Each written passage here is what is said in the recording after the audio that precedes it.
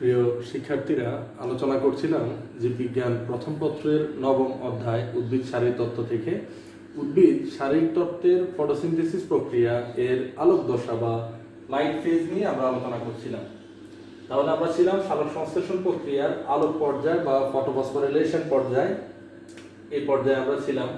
আমরা জানি আলোক পর্যায়ে আলোক অপরিহার্য এবং এই ক্ষেত্রে ক্লোরোফিল অণু এবং তার সাথে অন্যান্য যে সহকারী পিগমেন্ট বা রঞ্জক পদার্থগুলো আছে সেগুলো মিলে ফটোসিস্টেম তৈরি করে।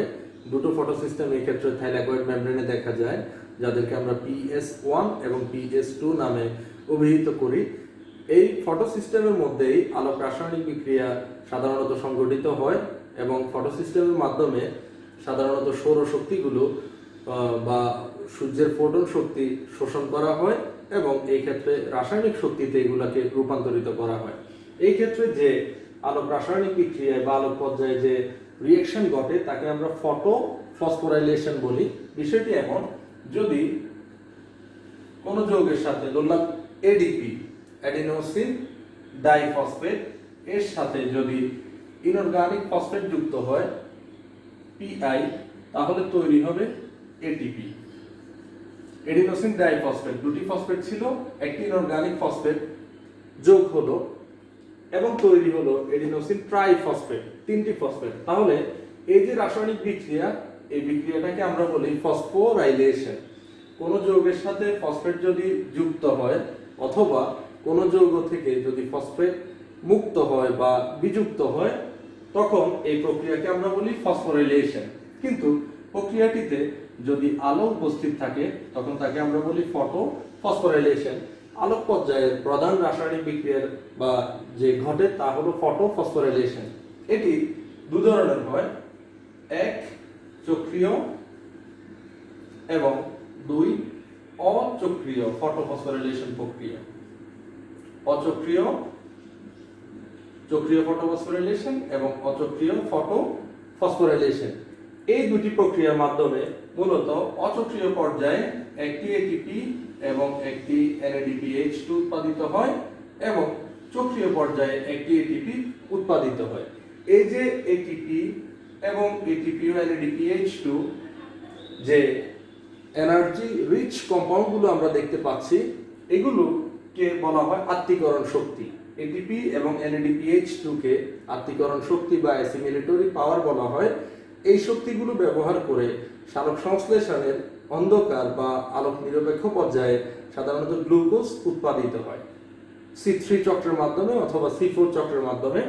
তাহলে আমরা দেখলাম যে আলোক পর্যায়ে যে রাসায়নিক বিক্রিয়া ঘটে সেটি ফটোফসফোরাইলেশন এবং এটি দু ধরনের হয়, চক্রীয় অচক্রীয়। আর পূর্বেই আমরা জেনেছি যে ক্লোরোপ্লাস্টের যে থাইলাকয়েড আছে সেই থাইলাকয়েড মেমব্রেনের মধ্যে সাধারণত আলোক পর্যায়টি সংঘটিত হয়। তো চক্রীয় এবং অচক্রীয় ফটো ফসফোরাইলেশন এটির ব্যাখ্যার আগে আমি এই চিত্রটি একটু তোমাদেরকে ব্যাখ্যা করি। সেটা হলো, দেখো, এটি thylakoid membrane, double layer membrane. এখানে আমরা দেখতে পাচ্ছি এই যে থাইলাকয়েড গুলো আছে বা গ্রানাম চাকতি গুলো আছে, যেগুলো মিলে গ্রানাম তৈরি করেছে ক্লোরোপ্লাস্টের অভ্যন্তরে। যদি আমি এখানে একটা চাকতি দেখাই, ধরো এটি একটি থাইলাকয়েড। থাইলাকয়েডের এই যে ডাবল মেমব্রেন, মূলত সেই অংশটি হলো এটি, আর মাঝখানে যে ফাঁকা অংশ তাকে আমরা বলি লুমেন বা থাইলাকয়েডের অভ্যন্তরীণ ভাগ।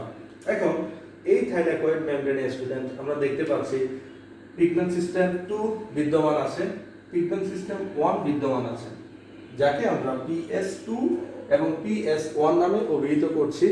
পিগমেন্ট সিস্টেম কি পূর্বেই আমরা জেনেছি, এখানে ক্লোরোফিল সহ অন্যান্য রঞ্জক পদার্থগুলো আছে যারা সোলার এনার্জি লাইটকে অ্যাবজর্ব করবে। তো এই গ্রানাম মেমব্রেন বা থাইলাকয়েড মেমব্রেনের অভ্যন্তরীণ গঠনে আমরা দেখব যে কিভাবে এটিপি উৎপাদিত হয় আর এর বাহকগুলো পিগমেন্ট সিস্টেম সহ এই অংশটি আমরা একটু দেখব। ধরো এটি পিগমেন্ট সিস্টেম 2, যখন এর আলোক শোষণকারী অংশ থেকে অসংখ্য সানলাইট শোষণ করবে বিভিন্ন পিগমেন্টস, তখন এর বিক্রিয়া কেন্দ্র P680 এটি উত্তেজিত হয়ে দুটি ইলেকট্রন ছেড়ে দিবে। ইলেকট্রনগুলো প্লাস্টোকুইনন, সাইটোক্রোম F, প্লাস্টোসায়ানিন বিভিন্ন বাহকের মাধ্যমে, পূর্বেই তোমরা জেনেছো, এগুলো চলে আসবে পিগমেন্ট সিস্টেম 1 এ। পিগমেন্ট সিস্টেম 1 এই ইলেকট্রন আসার ফলে পিগমেন্ট সিস্টেম 2 যে ইলেকট্রনগুলো হারাবে, এখানে একটি রাসায়নিক বিক্রিয়ার মাধ্যমে সেটা পূরণ হবে। সেটি কি? পানি ভেঙে যাবে, ভেঙে দুটি ইলেকট্রন তৈরি করবে, দুটি প্রোটন তৈরি করবে এবং এখানে অক্সিজেন উৎপাদিত হবে। পানির যে ভাঙন প্রক্রিয়া সেটাকে আমরা পানির আলোক জারণ বলে থাকি। এর ফলে ইলেকট্রন পিগমেন্ট সিস্টেম 2 তে আসবে এবং এটি স্থিত হবে। 1 এ এসে ইলেকট্রনগুলো আবার উত্তেজিত হয়ে পেরিডক্সিন নামক বাহকে যাবে এবং এক পর্যায়ে NADP রিডাকটেজ নামক এনজাইমের উপস্থিতিতে এখানে NADPH2 তৈরি হবে। আর এই প্রক্রিয়াগুলোতে সাধারণত ADP এর সাথে ATP মিলে ATP এডিনোসিন ট্রাইফসফেট উৎপাদিত হবে। NADPH2 এডিনোসিন ট্রাইফসফেট এই দুটি যৌগই এনার্জি রিচ কম্পাউন্ড। এগুলো অন্ধকার পর্যায়ে কার্বন ডাই অক্সাইড বিজারণের জন্য খরচ হবে বা ব্যবহার হবে গ্লুকোজ উৎপাদনে। এখন এইখানে তাহলে আমরা এই থাইলাকয়েড মেমব্রেনে পিগমেন্ট সিস্টেম এবং বিভিন্ন বাহকের যে সজ্জারীতি সেটা আমরা দেখতে পেলাম। এই ছবিটি দেখানোর একটি মূল উদ্দেশ্য হলো আমরা চক্রীয় অচক্রীয় প্রক্রিয়ায় ATP NADPH2 উৎপাদন একটু পরে আমরা দেখব, কিন্তু এখানে আমি একটু থিওরির কথা বলি। যেমন একটি মতবাদ প্রদান করেছিলেন ব্রিটিশ বিজ্ঞানী পিটার মিসেল। ওনার মতবাদটির নাম হলো কেমি অসমোটিক মতবাদ। পিটার মিসেল তার কেমি অসমোটিক মতবাদে মূলত বলতে চেয়েছেন এই যে এখানে ATP উৎপাদিত হচ্ছে থাইলাকয়েড মেমব্রেনের মধ্যে, এই ATP উৎপাদনের জন্য প্রয়োজনীয় যে এনার্জি বা শক্তির দরকার, সেই শক্তি মূলত প্রোটন গ্রেডিয়েন্ট এর মাধ্যমে পাওয়া যায়। সেটা কিভাবে দেখো, এটি হলো থাইলাকয়েড মেমব্রেন, অর্থাৎ থাইলাকয়েডের এই অংশটি, এটি থাইলাকয়েড মেমব্রেনের বাহিরের যে অংশ এটা কিন্তু ক্লোরোপ্লাস্টের আমরা স্ট্রোমা বলি, তাহলে এই অংশটি স্ট্রোমা। কেমিওস্মোটিক মতবাদ অনুসারে যখন পিগমেন্ট সিস্টেম থেকে ইলেকট্রনগুলো, উত্তেজিত ইলেকট্রনগুলো বিভিন্ন বাহকের মাধ্যমে পরিবাহিত হয়, ওই সময় এক বাহক থেকে অন্য বাহকে ইলেকট্রন গমন করা মাত্রই কিছু শক্তি মুক্ত হয়।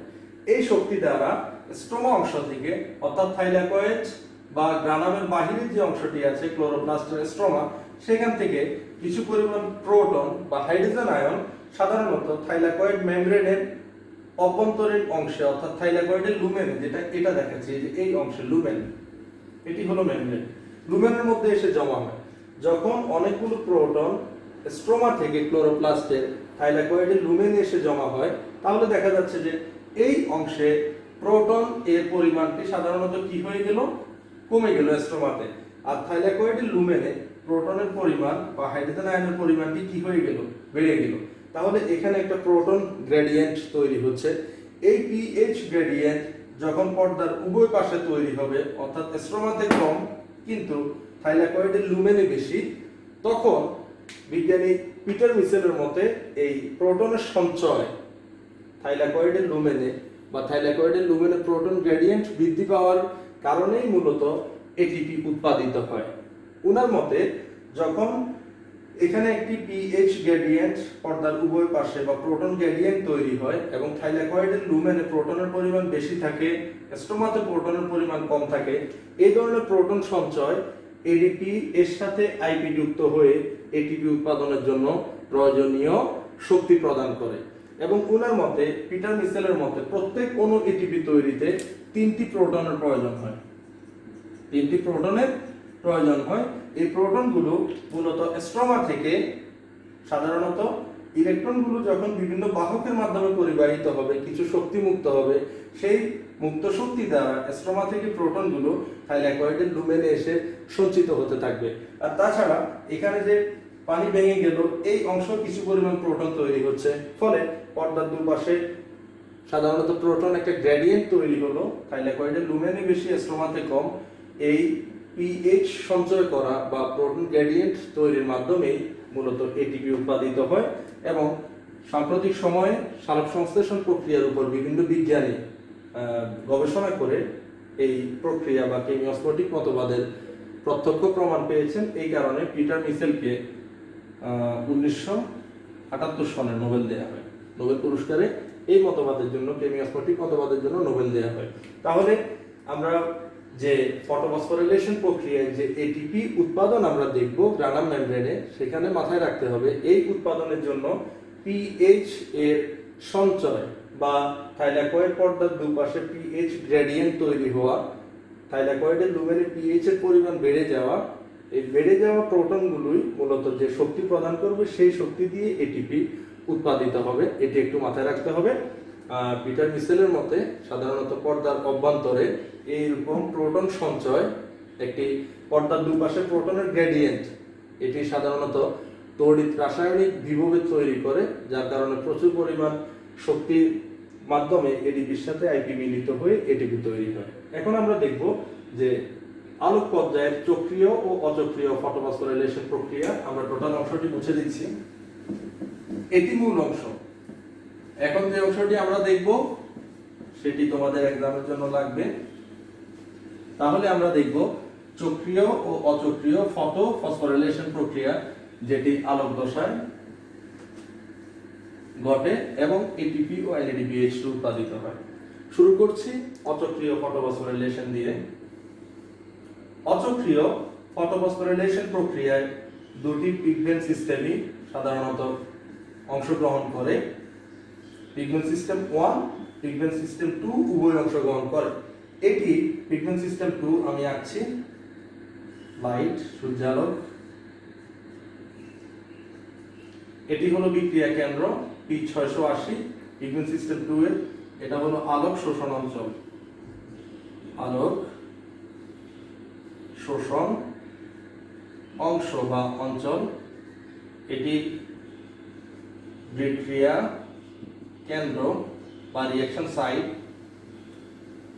আর পিগমেন্ট সিস্টেম 1 ওই ক্ষেত্রে অংশগ্রহণ করবে, আমরা 1টা এঁকে রাখি। এটি পিগমেন্ট সিস্টেম 1, এগুলো পিগমেন্ট সিস্টেম 1 এর আলোক শোষণকারী যে রঞ্জক পদার্থগুলো আছে, ক্লোরোফিল এ এবং ক্যারোটিন জ্যান্থোফিল সহ অন্যান্য উপাদানগুলো, সেগুলো। এটা লাইট। রিঅ্যাকশন সেন্টার বা বিক্রিয়া কেন্দ্র, এখানে থাকবে P700, এটি বিক্রিয়া কেন্দ্র। এই অংশটি হলো আলোক শোষণ অঞ্চল, এটা পূর্বেই তোমরা দেখেছো, শোষণ অঞ্চল। আচ্ছা, এখন পিগমেন্ট সিস্টেম 2, এটি হলো পিগমেন্ট বা ফটো সিস্টেম 1, এটি হলো ফটো সিস্টেম 2। আমরা আলোচনা করছি অচক্রীয় ফটোফসফোরাইলেশন নিয়ে। অচক্রীয় ফটোফসফোরাইলেশনে প্রথমে পিগমেন্ট সিস্টেম 2 থেকে দুটি ইলেকট্রন নির্গত হবে এবং ইলেকট্রনগুলো পৌঁছাবে প্লাস্টোকুইনন নামক বাহকে। প্লাস্টোকুইনন থেকে ইলেকট্রনগুলো আসবে সাইটোক্রোম F এ এবং সাইটোক্রোম F থেকে পুনরায় আসবে প্লাস্টোসায়ানিনে। প্লাস্টোসায়ানিন থেকে পিগমেন্ট সিস্টেম 1 এ ফেরত আসবে। আমি একটু আঁকলাম। এখন আমরা একটু আলোচনা শুরু করি। আমরা আলোচনা করছি কি নিয়ে? সালোক সংশ্লেষণের আলোক পর্যায়ে অচক্রীয় যে ফটোফসফোরাইলেশন ঘটে সেটি নিয়ে। তাহলে অচক্রীয় ফটোফসফোরাইলেশন সংজ্ঞাটি বলি, যে ফটোফসফোরাইলেশন প্রক্রিয়ায় পিগমেন্ট সিস্টেম 1 এবং 2 উভয় অংশগ্রহণ করে, পিগমেন্ট বা ফটো সিস্টেম 2 থেকে নির্গত ইলেকট্রন বিভিন্ন বাহকের মাধ্যমে পরিবাহিত হয়ে পুনরায় পিগমেন্ট সিস্টেম 2 তে ফেরত না এসে NADPH2 তৈরির মাধ্যমে খরচ হয়ে যায়, তাকে আমরা বলি অচক্রীয় ফটোফসফোরাইলেশন। আবারও বলছি, পিগমেন্ট সিস্টেম 2 থেকে নির্গত ইলেকট্রন বিভিন্ন বাহকের মাধ্যমে পরিবাহিত হয়ে পুনরায় পিগমেন্ট সিস্টেম 2 তে চক্রাকারে ফেরত না এসে যদি NADPH2 তৈরির মাধ্যমে খরচ হয়ে যায়, তাকে বলা হয় অচক্রীয় ফটোফসফোরাইলেশন। এটি শুরু হয় পিগমেন্ট সিস্টেম 2 থেকে। প্রথমে পিগমেন্ট সিস্টেম 2 এর যে আলোক শোষণ অঞ্চল আছে, এখানে সাধারণত ক্লোরোফিল H673, অনেকগুলো অণু থাকবে, ক্যারোটিন জ্যান্থোফিল থাকবে। তারা সবাই লাইট শোষণ করে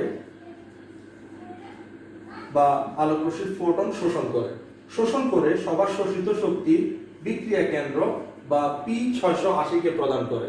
আমরা সবাই জানি P680 এটি মূলত এক ধরনের ক্লোরোফিল এ অণু, যেটি 680 ন্যানোমিটার তরঙ্গ দৈর্ঘ্যের আলোক রশ্মি, লাল আলোক রশ্মি অত্যাধিক পরিমাণে শোষণ করতে পারে। যখন সবার শোষিত শক্তিগুলো এই P680 নামক বিক্রিয়া কেন্দ্রের ক্লোরোফিল এ অণুকে দিবে, তখন ক্লোরোফিল এ উত্তেজিত হবে। উত্তেজিত হয়ে দুটি ইলেকট্রন ছেড়ে দিবে, অর্থাৎ ক্লোরোফিল এ জারিত হবে, দুটি ইলেকট্রন ছেড়ে দিবে। এই শক্তিশালী বা শক্তি সমৃদ্ধ ইলেকট্রনগুলো চলে যাবে প্লাস্টোকুইনন নামক বাহকের মধ্যে। আমরা সবাই জানি প্লাস্টোকুইনন একটি চলনশীল লিপিড, পূর্বেই আমরা আলোচনা করেছি। প্লাস্টোকুইনন থেকে ইলেকট্রন আসবে সাইটোক্রোম এফ এ। সাইটোক্রোম এফ থেকে ইলেকট্রন চলে আসবে প্লাস্টোসায়ানিনে। প্লাস্টোসায়ানিন থেকে ইলেকট্রনটি পিগমেন্ট সিস্টেম 2 তে না এসে এটি এই ইলেকট্রনগুলো চলে যাবে পিগমেন্ট সিস্টেম 1 এ। এইভাবে প্রত্যেকটি বাহকে যখন ইলেকট্রনগুলো পাস করবে, তখন প্রতিটি ধাপে সাধারণত কিছু শক্তি মুক্ত হবে। তো এইখানে প্লাস্টোকুইনন থেকে যখন ইলেকট্রন সাইটোক্রোম এফ এ আসবে, তখন সাধারণত এক অণু এটিপি তৈরি হবে, অর্থাৎ এটিপি এর সাথে একটি ইনঅর্গানিক ফসফেট মিলে এক অণু এটিপি তৈরি হবে। এই এটিপি শক্তি দিয়ে আসবে ইলেকট্রন থেকে। আর এই যে ইলেকট্রনটি পরিবাহিত হচ্ছে, এই শক্তি কিন্তু মূলত আলো থেকে আসছে, অর্থাৎ লাইটের যে ফোটনগুলো ক্লোরোফিল, ক্যারোটিন, জ্যান্থোফিল অণুগুলো মিলে শোষণ করবে এই আলোক শোষণ অংশে, সেই শক্তি কিন্তু ক্লোরোফিল এ কে অর্থাৎ P680 কে দিল বিক্রিয়া কেন্দ্রে। এই শক্তিটি ইলেকট্রন বহন করছে এবং প্রত্যেকটি ধাপ সে যখন অতিক্রম করছে, তখন কিছু শক্তি মুক্ত হচ্ছে। সেই মুক্ত শক্তি দিয়ে এখানে এক অণু এটিপি তৈরি হবে। তাহলে ইলেকট্রন চলে আসলো প্লাস্টোসায়ানিন থেকে পিগমেন্ট সিস্টেম 1 এ। এখন 2 তার যে ইলেকট্রনগুলো হারালো, এর জন্য তার একটি হাহাকার থাকবে। সেই হাহাকার ইমিডিয়েটলি মিটে যাবে। কিভাবে? আলোর উপস্থিতিতে পানি ভেঙে যাবে। পানি ভেঙে তৈরি করবে দুটি ইলেকট্রন, দুটি প্রোটন এবং অক্সিজেন, হাফ অক্সিজেন। অক্সিজেনটি চলে যাবে বায়ুতে। সালোক সংশ্লেষণ প্রক্রিয়ায় যে অক্সিজেন নির্গত হয় বাই প্রোডাক্ট হিসাবে, সেই অক্সিজেনটি মূলত আসছে পানি ভাঙনের ফলে। এটাকে আমরা বলি photolysis. In present of light water ভেঙে যাচ্ছে, ভেঙে প্রোটন, ইলেকট্রন এবং অক্সিজেন তৈরি করছে। ইলেকট্রনগুলো খুব দ্রুতই পিগমেন্ট সিস্টেম 1 এর 2 এর বিক্রিয়া কেন্দ্র P680 গ্রহণ করছে, ফলে তার স্থিতি অবস্থা বজায় আছে। অক্সিজেন বায়ুতে চলে আসছে, যেটি আমরা গ্রহণ করে বেঁচে আছি। আর এই প্রক্রিয়ার জন্য ম্যাঙ্গানিজ আয়ন এবং ক্লোরাইড আয়নের প্রয়োজন হয়। এই ঘটনাকে আমরা বলি ফটোলাইসিস। ফটোলাইসিস বা পানির আলোক জারণ। ওকে, একটু আশা করি তোমরা বুঝতে পেরেছো। পিগমেন্ট সিস্টেম 1 এ যখন দুটি ইলেকট্রন আসবে, তখন পিগমেন্ট সিস্টেম 1 এ ইলেকট্রনগুলো সাধারণত পুনরায় উত্তেজিত হবে, কারণ এখানকার আলোক শোষণ অংশে ক্লোরোফিল অণু যা আলোক শোষণ করেছে, ক্যারোটিন, জ্যান্থোফিল সহ সব দিবে বিক্রিয়া কেন্দ্র P700 কে। ফলে এই দুটি ইলেকট্রন এখানে এসে পুনরায় উত্তেজিত হবে। উত্তেজিত হয়ে আরেকটি বাহক FD, যেটা আমরা পূর্বেই জেনেছি নাম পেরিডক্সিন, পেরিডক্সিনে পৌঁছাবে। পেরিডক্সিন থেকে ইলেকট্রনগুলো চলে যাবে একটি এনজাইম, নাম হলো NADP রিডাকটেজে। NADP রিডাকটেজ যখন এইখানে ইলেকট্রনগুলো আসবে, তখন এই অংশটাতে NADP এই দুটি ইলেকট্রন এবং এদিকে তাকিয়ে দেখো, এখানে দুটো প্রোটন কিন্তু রয়েছে অব্যবহৃত অবস্থায়। এই দুটো প্রোটন সহযোগী বা মিলিত হয়ে এখান দিয়ে প্রোটনগুলো যাচ্ছে দুটি, এই এখানে আমি দিলাম দুটি প্রোটন। তাহলে দুটি ইলেকট্রন, দুটি প্রোটন মিলে NADP-টি এই ক্ষেত্রে বিজারিত হয়ে যাবে, তৈরি করবে NADPH2। NADPH2 তৈরির মাধ্যমে দেখা যাচ্ছে যে ইলেকট্রনগুলো খরচ হয়ে যাচ্ছে। এটি মূলত অচক্রীয় ফটো ফসফোরাইলেশন। তাহলে এখানে আমরা বাই প্রোডাক্ট হিসেবে কি পাচ্ছি? আমরা প্রোডাক্ট পাচ্ছি মেইনলি এক অণু NADPH2 এবং এক অণু ATP। এগুলা কি? এগুলো হলো হাই এনার্জি রিচ কম্পাউন্ড, যেখানে প্রচুর পরিমাণে এনার্জি সঞ্চিত আছে। এদেরকে আত্তীকরণ শক্তি বা অ্যাসিমিলেটরি পাওয়ার বলা হয়। এই শক্তি ব্যবহার করেই অন্ধকার পর্যায়ে বা কার্বন বিজারণ পর্যায়ে কার্বন ডাইঅক্সাইড বিজারিত হবে এবং গ্লুকোজ উৎপাদিত হবে। এই যে প্রক্রিয়াটি অচক্রীয় প্রক্রিয়া, তাহলে এটি কোথায় ঘটছে? এটি আমরা সবাই একটু আগেই দেখলাম, গ্রানাম মেমব্রেনে সাধারণত সংগঠিত হচ্ছে। তাহলে আমরা দেখতে পাচ্ছি যে অচক্রীয় প্রক্রিয়ায় পিগমেন্ট সিস্টেম 2 পিগমেন্ট সিস্টেম 1 উভয় অংশগ্রহণ করছে। এই ক্ষেত্রে 2 থেকে যে ইলেকট্রন নির্গত হচ্ছে সেটি পুনরায় পিগমেন্ট সিস্টেম 2 তে ফেরত না এসে পিগমেন্ট সিস্টেম 1 এ চলে যাচ্ছে। ইলেকট্রনের ঘাটতি পূরণের জন্য পানি ভেঙে যাচ্ছে, ভেঙে দুটি ইলেকট্রন, দুটি প্রোটন এবং অক্সিজেন তৈরি করছে, অক্সিজেন বায়ুতে চলে যাচ্ছে, আর ইলেকট্রন গুলো পিগমেন্ট সিস্টেম 2 কর্তৃক পুনরায় গৃহীত হচ্ছে, আর দুটি প্রোটন পরবর্তীতে এইখানে ইলেকট্রন যখন আবার উত্তেজিত হবে এবং NADP রিডাক্টেজে পৌঁছাবে তখন এই দুটি প্রোটন এবং ইলেকট্রন মিলে এই ক্ষেত্রে NADP বিজারিত হয়ে NADPH2 তে পরিণত হবে। তো আমরা অচক্রীয় ফটোফসফোরাইলেশন দেখলাম। এটি সাধারণত সবুজ শৈবাল, সায়ানোব্যাকটেরিয়া এবং যে যত সবুজ উদ্ভিদ আছে সবার ক্ষেত্রে এই প্রক্রিয়াটি সংঘটিত হয় যতক্ষণ পর্যন্ত উদ্ভিদের মেসোফিল টিস্যুর যে প্যালিসেড প্যারেনকাইমা কোষগুলো আছে ওখানে যতক্ষণ পর্যন্ত পানির সরবরাহ ঠিক থাকবে এবং কোষের মধ্যে যতক্ষণ পর্যন্ত NADP nicotinamide adenine dinucleotide phosphate এই উপাদান বিদ্যমান থাকবে ততক্ষণ পর্যন্ত এই প্রক্রিয়াটি চলতে থাকবে। কিন্তু যদি পানির অভাব পড়ে এবং নিকোটিনামাইড অ্যাডিনিন ডাইনিউক্লিওটাইড ফসফেট এর পর্যাপ্ত সরবরাহ না থাকে তাহলে অচক্রীয় ফটোফসফোরাইলেশন প্রক্রিয়া বন্ধ হয়ে যাবে বা বিঘ্ন ঘটবে, তখন চক্রীয় ফটোফসফোরাইলেশন ঘটবে। এখন আমরা দেখব চক্রীয় ফটোফসফোরাইলেশন প্রক্রিয়াটি। তাহলে অচক্রীয়তে আমরা একটি ATP একটি NADPH2 পেলাম, পিগমেন্ট সিস্টেম 1-2 উভয় অংশগ্রহণ করেছিল। আমরা এখন দেখব চক্রীয় ফটোফসফোরাইলেশন।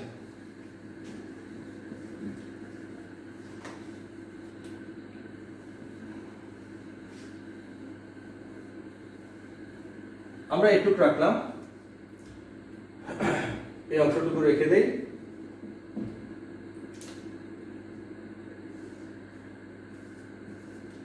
এটি পিগমেন্ট সিস্টেম 1। চক্রীয় ফটোফসফোরাইলেশন প্রক্রিয়ায় মূলত পিগমেন্ট সিস্টেম 1 অংশগ্রহণ করবে এবং এটি আমি একটু এঁকে ফেলি।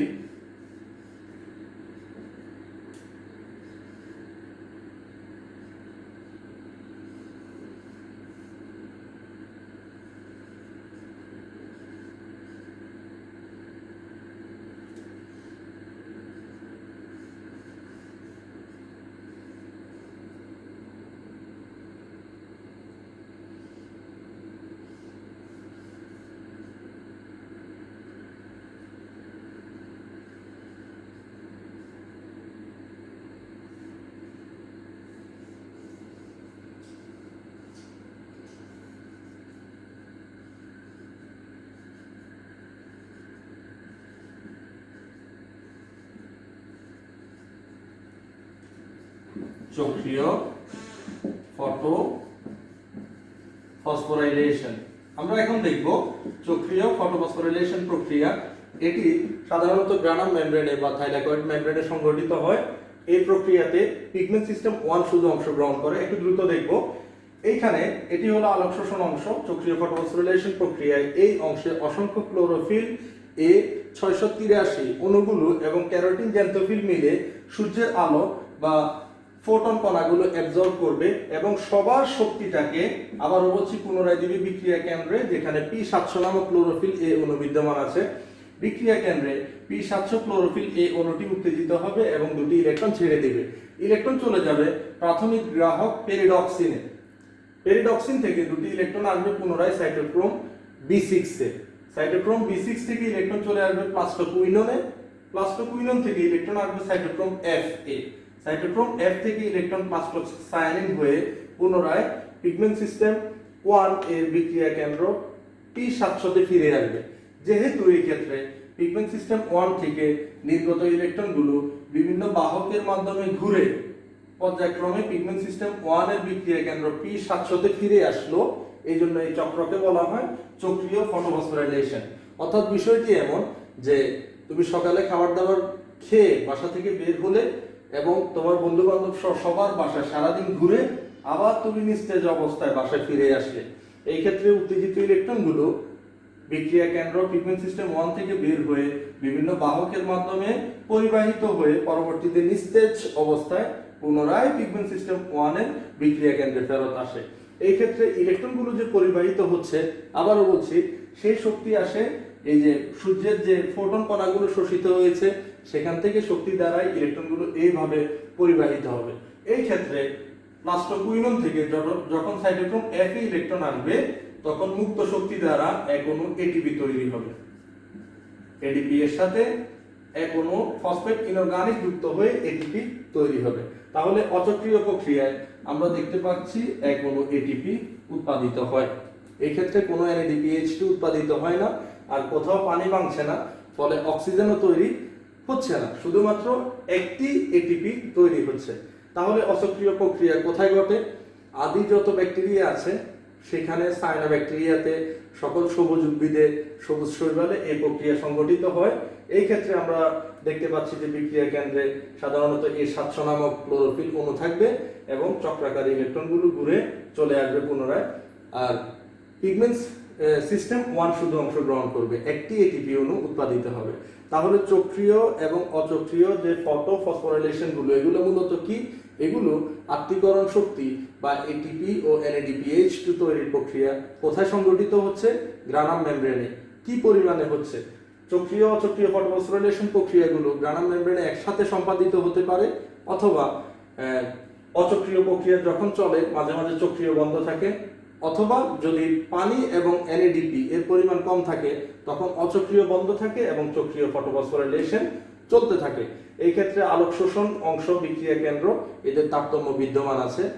এই এটিপি এবং অচক্রীয় প্রক্রিয়ায় উৎপাদিত এটিপি ও NADPH2 এর শক্তি দ্বারাই মূলত কার্বন ডাই অক্সাইড বিজারিত হবে আলোক নিরপেক্ষ পর্যায়ে এবং গ্লুকোজ বা কার্বোহাইড্রেট তৈরি হবে। তাহলে আশা করি তোমরা সাধারণ বেসিক যে ধারণা সেটি পেয়েছো ফটোসিনথেসিসের লাইট ফেজ সম্পর্কে। পরবর্তী ক্লাসে আমরা ডার্ক ফেজ বা আলোক নিরপেক্ষ দশা নিয়ে আলোচনা করব। ভালো থেকো, ধন্যবাদ।